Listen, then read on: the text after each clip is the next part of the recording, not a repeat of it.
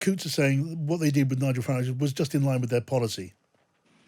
Well, it may be, but what it does, I think, is it shines the light on something that's been happening with banks for a while now, and I say a while, sort of 2 or 3 years, where certain people with certain views have been debanked. Now, with Nigel Farage, he says one thing, they say another thing, but it is very clear that with a number of other individuals and organisations, they have been cancelled by their banks because of what they do. So, for example, the Free Speech Union and also the charity Us for Them, which is a children's charity protecting children against closures, school closures, etc. They were both dumped by PayPal at the beginning of last year, or the beginning of this year. It was not that long ago, actually. We've also had Citizen Go, which is an anti-abortion charity, was cancelled by the international bank Wise, and that's just a few. And then, of course, we saw just a few days ago that vicar who was chucked out by Yorkshire Bank for questioning the pride flags.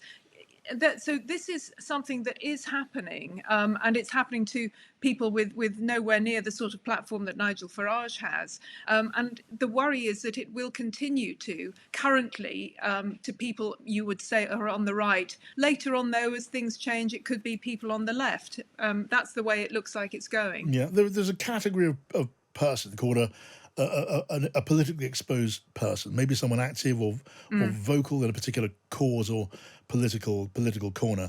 And it said banks can weigh up whether or not they are happy to take that account without necessarily knowing everything about where the money is coming from. So maybe a risk of money laundering and that's that sort of thing. Now, how far is it open to a bank to decide they don't want to take someone's business as a bank customer simply because they're controversial and some other customers or whoever may not like it? Are they able and free to do that? Jasmine Birtles. They're allowed to do what they like. Oh, sorry, did you lose me there? I lost you just for a second, yeah. Sorry. Well, as companies, yes, they are basically allowed to do what they like. And, just in the last few days, we've had in America a ruling that, for example, the cake making company, that small cake baker, didn't have to make a cake for a gay wedding if they didn't want to, and another web designer didn't. So there is that sort of precedent. However, with banking, it's different from making cakes for somebody or designing a website. There's a finite number of banks. It's essentially a service. And I think this is why Tony Benn, you remember a few decades ago, Tony Benn said that we should have a government-run bank. And in fact, he did set one up. It didn't last long. It became Alliance and Leicester, and then Santander took it over.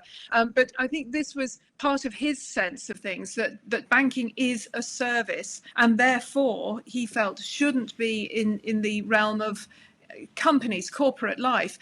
There are arguments on both sides, of course, because organisations run by a government, firstly, tend not to work very well, and secondly, they can be even worse at cancelling people. So, I think although on the one hand they are allowed to, there are other rules around that mean they should be taking great care if they remove somebody simply for their views, as opposed to, as you say, dodgy dealings, all that kind of stuff. Yeah, we should just point out that Coots have now said, and it's been reported that Coots say they refused Nigel Farage's business from this particular account because he didn't have enough money, and they've got a threshold of how rich you need to be, and other accounts, it said, were offered.